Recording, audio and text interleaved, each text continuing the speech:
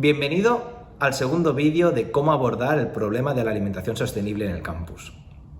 Durante estos vídeos vamos a enseñaros herramientas que os van a permitir analizar ese sistema complejo del que hablamos y cuáles son sus características. Además, os vamos a explicar qué es el System Thinking, qué es el Design Thinking y estos conceptos de innovación disruptiva. ¿Qué es Design Thinking?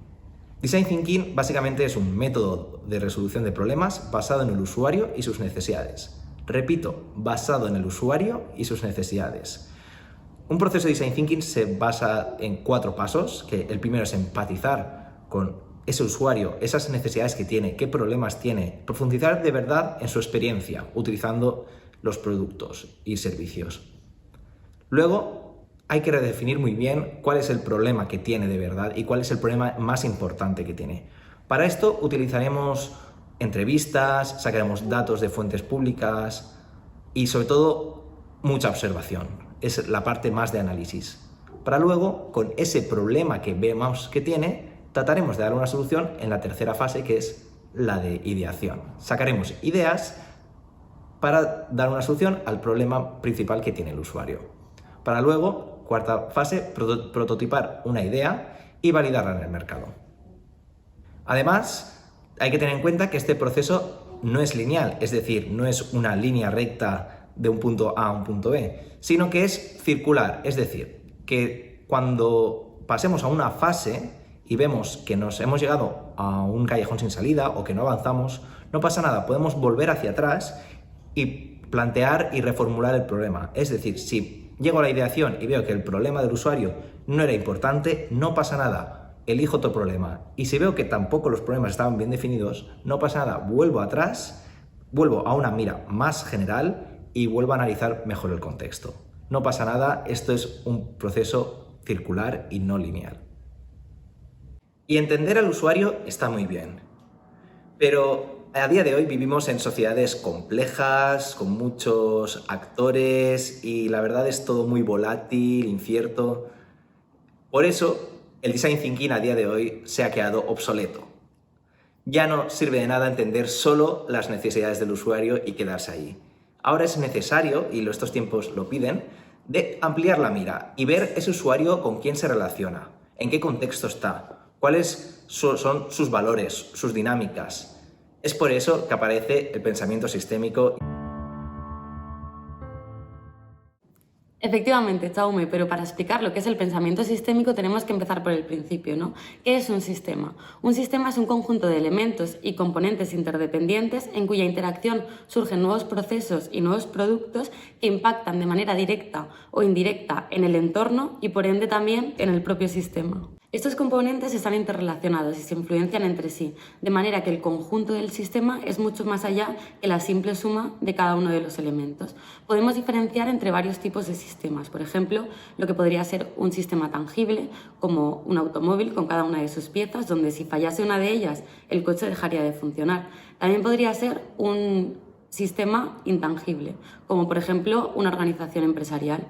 Puede ser un sistema natural, como un río y la flora y la fauna que lo compone, o podría ser incluso un sistema artificial, como por ejemplo el control de calidad de una fábrica.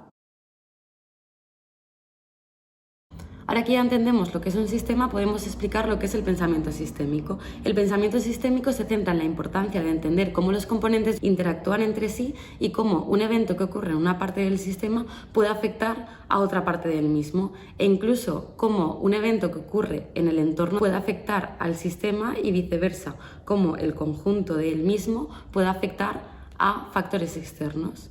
De este modo, el pensamiento sistémico es un enfoque para analizar la complejidad y las interacciones de sus componentes. Se utiliza en muchos sectores, como la biología, la política, la economía, entre otros, y nos ayuda a facilitar la toma de decisiones y a analizar cómo éstas van a impactar en el sistema a largo plazo. A continuación, vamos a detallar 6 principios que definen el pensamiento sistémico. 1. Interdependencia, ya que los elementos y los componentes del sistema están interconectados y lo que ocurre en una parte del sistema puede afectar a otras partes del mismo. 2. Perspectiva holística, ya que el pensamiento sistémico se centra en el sistema en su conjunto y no en cada parte individual del mismo.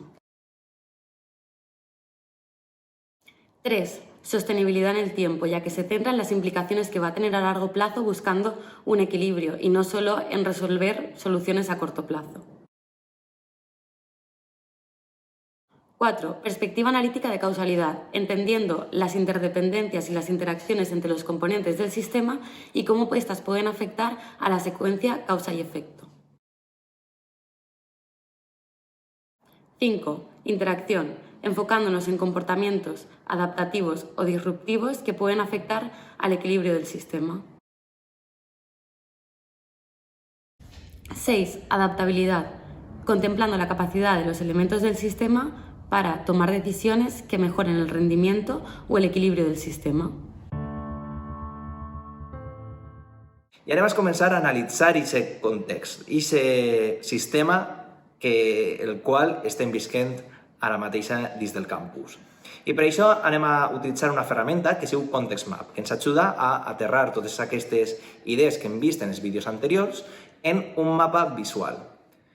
Aleshores, en aquest anàlisi, primer s'enfocarem en la part econòmica.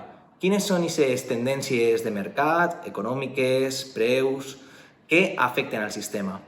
Després pensarem i analitzarem la part social. Com s'estan comportant aquelles persones que viuen al campus i com és el seu comportament, quins són els seus hàbits. Després analitzarem el que anomenem el medi ambient, és a dir, aquests factors, aquests elements que de manera a llarg termini afecten al sistema, com per exemple podria ser literalment el canvi climàtic, ja que ens posa un rellotge temporal de teniu fins a aquesta data per solventar aquest problema mediambiental. A més, aquests tres elements afecten al que anomenem l'status quo. L'status quo són aquests pilars de la nostra societat o sistema pel qual es sustenta, és a dir, són com les 4 normes que rigen el sistema, que el dominen. Estem parlant de normes o pilars com per exemple la tecnologia, quina tecnologia tenim, les regulacions, com són les lleis i normatives, les institucions, per què estan apostant les nostres institucions, i en l'última branca es troben els hàbits, o aquest esquema mental o aquests valors que té la societat i els seus actors. I per acabar, pensarem en aquestes innovacions o aquestes solucions actuals que estan apareguent i estan aflorint en el sistema. És a dir, tots aquells empreses, projectes, associacions, maneres de fer que intenten donar una solució al sistema alimentari.